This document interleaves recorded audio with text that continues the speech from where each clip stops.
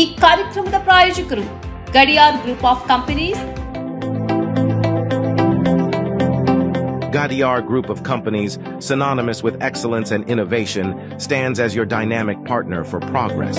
Gadiar Group ensures safety as guardians in firefighting and builds vibrant communities in real estate. Building tomorrow, today.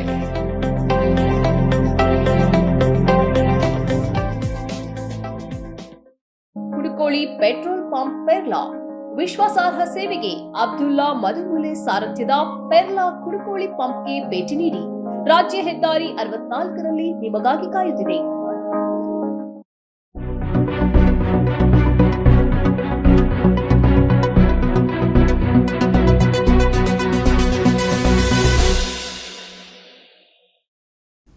ವೀಕ್ಷಕರೇ, ಸನ್ಮಾರ್ಗ ಸುದ್ದಿ ಸಂಚಯಕ್ಕೆ ಸ್ವಾಗತ. ನಾನು Sindhu S. ರಾಜಕೀಯದಲ್ಲಿ ನಿವೃತ್ತಿ ಇಲ್ಲ. ದೇಶ ಮತ್ತು ಜನರಿಗಾಗಿ ಕೊನೆಯ ಉಸಿರು ಇರುವವರೆಗೂ ಸೇವೆ ಮಾಡಬೇಕು. ದೇಶದ ಜನರನ್ನು ಜಾಗೃತಗೊಳಿಸಬೇಕು ಎಂದು ಎಐಸಿಸಿ ಅಧ್ಯಕ್ಷ ಮಲ್ಲಿಕಾರ್ಜುನ ಖರ್ಗೆ ಅಭಿಪ್ರಾಯಪಟ್ಟಿದ್ದಾರೆ. ದೆಹಲಿಯಲ್ಲಿ ಕಾಂಗ್ರೆಸ್ ನಾಯಕ ಸುಶೀಲ್ ಕುಮಾರ್ ಶಿಂದೆ ಅವರ 5 ಡಿಕೇಡ್ಸ್ ಇನ್ ಪಾಲಿಟಿಕ್ಸ್ ಜೀವನ ಚರಿತ್ರೆ ಬಿಡುಗಡೆ ಸಮಾರಂಭದಲ್ಲಿ ಮಾತನಾಡಿದ ಮಲ್ಲಿಕಾರ್ಜುನ ಖರ್ಗೆ, ಕಾಂಗ್ರೆಸ್ ಪಕ್ಷವನ್ನು ಬಲಪಡಿಸುವಲ್ಲಿ ಮತ್ತು ಅದರ ಸಿದ್ಧಾಂತಗಳನ್ನು ಜನಸಾಮಾನ್ಯರಿಗೆ ತಲುಪಿಸುವಲ್ಲಿ ಸುಶೀಲ್ರ ಪಾತ್ರ ಪ್ರಮುಖವಾಗಿದೆ ಎಂದರು. ನಿಮಗೆ ಇನ್ನೂ 82-83 ವರ್ಷ ಅಷ್ಟೇ. ಮೊರಾರ್ಜಿ ದೇಸಾಯಿ ಅವರನ್ನ ನೋಡಿ. ರಾಜಕೀಯದಲ್ಲಿ ಯಾರೂ ನಿವೃತ್ತಿ ಹೊಂದಬಾರದು ಎಂದು ನಾನು ನಂಬುತ್ತೇನೆ. ಸಚಿವ ಸ್ಥಾನ ಅಥವಾ ಇತರೆ ಉನ್ನತ ಸ್ಥಾನಗಳನ್ನು ಬಯಸಿ ಕೆಲಸ ಮಾಡಬಾರದು. ಬದಲಾಗಿ ದೇಶದ ಜನತೆ ಮತ್ತು ಇಷ್ಟು ದಿನ ನಿಮ್ಮನ್ನ ಬೆಳೆಸಿದ ರಾಜಕೀಯ ಪಕ್ಷಕ್ಕೆ ರಿಟರ್ನ್ ಗಿಫ್ಟ್ ಎಂಬಂತೆ ರಾಜಕೀಯ ಸೇವೆ ಮಾಡಬೇಕು ಎಂದು ಖರ್ಗೆ ಸಲಹೆ ನೀಡಿದರು. ಮಹರ್ಷಿ ವಾಲ್ಮೀಕಿ ಪರಿಶಿಷ್ಟ ಪಂಗಡಗಳ ಅಭಿವೃದ್ಧಿ ನಿಗಮದಲ್ಲಿ ನಡೆದಿರುವ 196 ಕೋಟಿ ರು ಅಕ್ರಮ ಹಣ ವರ್ಗಾವಣೆಯ ಸಂಪೂರ್ಣ ಮಾಸ್ಟರ್ ಮೈಂಡ್ ಮಾಜಿ ಸಚಿವ ನಾಗೇಂದ್ರ ಎಂಬುದು ಬಯಲಾಗಿದೆ. ಬಹುಕೋಟಿ ಹಗರಣದ ತನಿಖೆ ನಡೆಸಿದ ಜಾರಿ ನಿರ್ದೇಶನಾಲಯ 82ನೇ ಜನಪ್ರತಿನಿಧಿಗಳ ನ್ಯಾಯಾಲಯಕ್ಕೆ ದೋಷಾರೋಪ ಪಟ್ಟಿ ಸಲ್ಲಿಸಿದೆ. ಮಾಜಿ ಸಚಿವ ಬಿ ನಾಗೇಂದ್ರ ಸತ್ಯನಾರಾಯಣ ವರ್ಮ ಜೊತೆ ನಿಕಟ ಸಂಪರ್ಕ ಹೊಂದಿರುವ ಬಗ್ಗೆ ಹಾಗೂ ಹಣದ ಬಳಕೆಯ ಬಗ್ಗೆ ಉಲ್ಲೇಖ ಮಾಡಲಾಗಿದೆ. ನಾಗೇಂದ್ರನ ಅಣತಿಯಂತೆಯೇ ಸಂಪೂರ್ಣ ಹಣದ ವಹಿವಾಟು ನಡೆದಿದೆ. ಈ ಹಣದಲ್ಲಿ ಒಟ್ಟು 21 ಕೋಟಿ ರೂಪಾಯಿಯನ್ನು ಬಳ್ಳಾರಿ ಲೋಕಸಭಾ ಕ್ಷೇತ್ರದ ಲೋಕಸಭಾ ಚುನಾವಣೆಗೆ ಬಳಸಿದ್ದಾರೆ. ಬೆಂಗಳೂರು ಮತ್ತು ಬಳ್ಳಾರಿಯಲ್ಲಿ ಮನಿ ಟ್ರಯಲ್ ನಡೆದಿದೆ ಎಂದು ದೋಷಾರೋಪಣಾ ಪಟ್ಟಿಯಲ್ಲಿ ಉಲ್ಲೇಖಿಸಲಾಗಿದೆ. ಜಾರಿ ನಿರ್ದೇಶನಾಲಯ ದೋಷಾರೋಪ ಪಟ್ಟಿ ಸಲ್ಲಿಸುತ್ತಿದ್ದಂತೆ ಇತ್ತ ಮಹರ್ಷಿ ವಾಲ್ಮೀಕಿ ಎಸ್ಟಿ ಅಭಿವೃದ್ಧಿ ನಿಗಮದ ಅಧ್ಯಕ್ಷ, ರಾಯಚೂರು ಗ್ರಾಮಾಂತರ ಕ್ಷೇತ್ರದ ಕಾಂಗ್ರೆಸ್ ಶಾಸಕ ಬಸನಗೌಡ ದದ್ದಲ್ ಕಾವೇರಿ ನಿವಾಸದಲ್ಲಿ ಸಿಎಂ ಸಿದ್ದರಾಮಯ್ಯ ಅವರನ್ನು ಭೇಟಿಯಾಗಿದ್ದಾರೆ. ಶಾಸಕ ಬಸನಗೌಡ ದದ್ದಲ್ ವಾಲ್ಮೀಕಿ ನಿಗಮದ ಹಗರಣದಲ್ಲಿ ವಿಚಾರಣೆ ಎದುರಿಸಿದ್ದರು. ತಾನು ಪ್ರಧಾನಿ ನರೇಂದ್ರ ಮೋದಿ ಅವರನ್ನು ದ್ವೇಷಿಸುತ್ತಿಲ್ಲ. ಅವರ ಜೊತೆ ನನಗಿರುವುದು ವೈಚಾರಿಕ ವಿರೋಧ ಮಾತ್ರ ಎಂದು ಕಾಂಗ್ರೆಸ್ ನಾಯಕ ರಾಹುಲ್ ಗಾಂಧಿ ಹೇಳಿದ್ದಾರೆ. ವಾಷಿಂಗ್ಟನ್ ಡಿಸಿಯ ಜಾರ್ಜ್ ಟೌನ್ ಯೂನಿವರ್ಸಿಟಿಯಲ್ಲಿ ವಿದ್ಯಾರ್ಥಿಗಳ ಜೊತೆ ನಡೆಸಿದ ಸಂವಾದದ ವೇಳೆ ಅವರು ಈ ಅಭಿಪ್ರಾಯ ವ್ಯಕ್ತಪಡಿಸಿದ್ದಾರೆ. ಭಾರತ ಅಂದರೆ ವಿವಿಧ ಭಾಷೆ, ಪರಂಪರೆ, ಇತಿಹಾಸ, ಧರ್ಮ ಇತ್ಯಾದಿಗಳು ಒಂದುಗೂಡಿರುವ ಹೃದಯವಾಗಿದೆ. ಇಲ್ಲಿ ಮಧ್ಯಾಹ್ನದ ಭೋಜನ ಸೇವಿಸುವಾಗ ಮೊದಲ ಕೋರ್ಸ್, 2ನೇ ಕೋರ್ಸ್ ಎಂದೆಲ್ಲ ಇದೆ. ಆದರೆ ನಮ್ಮಲ್ಲಿ ಹಾಗಿಲ್ಲ. ನಮಗೆ ಒಂದು ತಾಲಿ ಲಭಿಸುತ್ತದೆ, ಅದರಲ್ಲಿ ಎಲ್ಲವೂ ಇರುತ್ತದೆ. ಅದೊಂದು ಆಹಾರದ ಗುಂಪಾಗಿದೆ. ಎಲ್ಲ ಆಹಾರಕ್ಕೂ ಒಂದೇ ಮೌಲ್ಯವಾಗಿದೆ. ಜೊತೆಯಾಗಿರುವುದು ಮತ್ತು ಭಿನ್ನ ಭಿನ್ನವಾಗಿರುವುದೇ ಭಾರತವಾಗಿದೆ ಎಂದವರು ಸಂವಾದದಲ್ಲಿ ಅದ್ಭುತವಾಗಿ ವಿವರಿಸಿದ್ದಾರೆ. ನಿಮಗೆ ಆಶ್ಚರ್ಯವಾಗಬಹುದು, ಮಿಸ್ಟರ್ ಮೋದಿಯನ್ನು ನಾನು ದ್ವೇಷಿಸುತ್ತಿಲ್ಲ. ಅವರಿಗೆ ಒಂದು ವಿಚಾರಧಾರೆ ಇದೆ. ಅವರ ಆ ವಿಚಾರಧಾರೆಯೊಂದಿಗೆ ನನಗೆ ಸಹಮತವಿಲ್ಲ. ಆದರೆ ನಾನು ಅವರನ್ನು ದ್ವೇಷಿಸುವುದಿಲ್ಲ. ಅವರು ನನ್ನ ಶತ್ರು ಎಂದು ನಾನು ಬಗೆಯುವುದಿಲ್ಲ.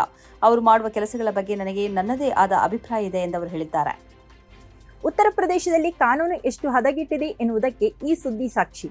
17 ವರ್ಷದ ಯುವತಿಯನ್ನು ಅಪಹರಿಸಿ ಅತ್ಯಾಚಾರ ಮಾಡಿದ ಪ್ರಕರಣದಲ್ಲಿ ವೀರ್ನಾಥ್ ಪಾಂಡೆ ಜೈಲು ಸೇರಿದ್ದ. ಇದೀಗ ಆತ ಜಾಮೀನಿನ ಮೇಲೆ ಬಿಡುಗಡೆಗೊಂಡ ತಕ್ಷಣ ಪುನಃ ಅದೇ ಯುವತಿಯನ್ನು ಅಪಹರಿಸಿಕೊಂಡು ಹೋಗಿ ದಿನಗಳ ಕಾಲ ಅತ್ಯಾಚಾರ ನಡೆಸಿದ್ದಾನೆ. ಉತ್ತರ ಪ್ರದೇಶದ ಬದೋಹಿಯಲ್ಲಿ ಈ ಘಟನೆ ನಡೆದಿದೆ. ಬಿಹಾರ ಮೂಲದ ಈತನನ್ನು ಪೊಲೀಸರು ಬಂಧಿಸಿದ್ದಾರೆ. ಜೈಲಿನಿಂದ ಜಾಮೀನಿನ ಮೂಲಕ ಹೊರಬಂದ ಈತ ಆಗಸ್ಟ್ 5ರಂದು ಮತ್ತೆ ಅದೇ ಹುಡುಗಿಯನ್ನು ಅಪಹರಿಸಿಕೊಂಡು ಹೋಗಿದ್ದ ಮತ್ತು 1 ತಿಂಗಳ ಕಾಲ ಅಕ್ರಮ ಬಂಧನದಲ್ಲಿಟ್ಟು ಅತ್ಯಾಚಾರ ನಡೆಸಿದ್ದ ಎಂದು ಪೊಲೀಸರು ತಿಳಿಸಿದ್ದಾರೆ. ಮೊದಲ ಅತ್ಯಾಚಾರ ಪ್ರಕರಣವು 2024 ಮೇನಲ್ಲಿ ನಡೆದಿತ್ತು. ತನ್ನ ಮಗಳು ಕಾಣೆಯಾಗಿದ್ದಾಳೆ ಎಂದು ಹೆತ್ತವರು ದೂರು ನೀಡಿದ ಬಳಿಕ ಈತನನ್ನ ಪೊಲೀಸರು ಬಂಧಿಸಿದ್ದರು. ಸೆಪ್ಟೆಂಬರ್ 2ರಂದು ಈತ ಈ ಯುವತಿಯನ್ನ ರೈಲ್ವೆ ಸ್ಟೇಷನ್ ಬಳಿ ಬಿಟ್ಟು ಹೋಗಿದ್ದ. ಬಳಿಕ ಪೊಲೀಸರಿಗೆ ಯುವತಿ ದೂರು ನೀಡುವುದರೊಂದಿಗೆ ಪ್ರಕರಣ ಬೆಳಕಿಗೆ ಬಂದಿದೆ.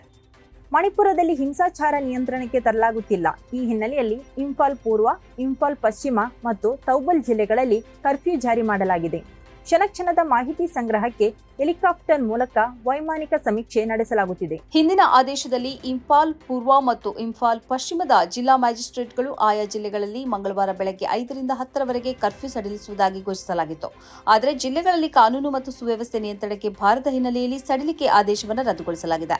ಜೊತೆಗೆ 2 ಜಿಲ್ಲೆಗಳಲ್ಲಿ ಕರ್ಫ್ಯೂ ಮರು ಹೇರಲಾಗಿದೆ ಎಂದು ಜಿಲ್ಲಾಧಿಕಾರಿಗಳು ಹೇಳಿದ್ದಾರೆ.